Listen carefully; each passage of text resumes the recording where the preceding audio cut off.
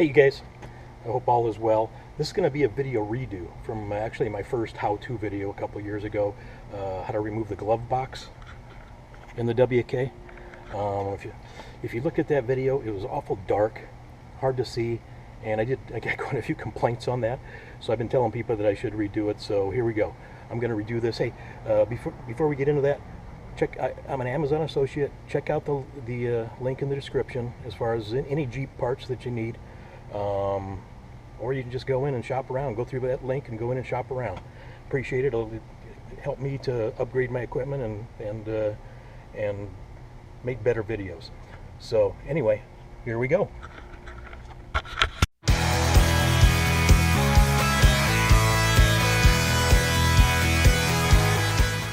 Okay, there's three things here that need to be done.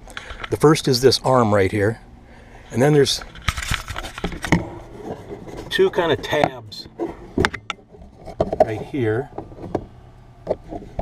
Hopefully you can see that.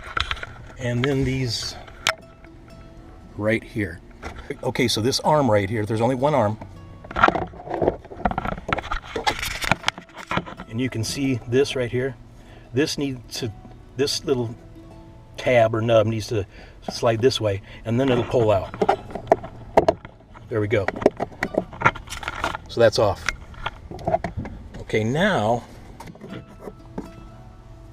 so now we'll do this side because we've got the best light here. But what you're going to do, bring that down with a screwdriver, or you can do it with your fingers, but I've tried that and my fingers got pinched.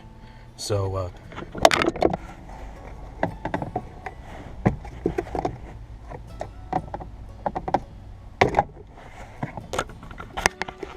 okay, so that drops down. Oh, we're a little dusty, aren't we? My Jeep gets dirty. I suppose yours does too, once in a while. So now, with these, there's one on each side.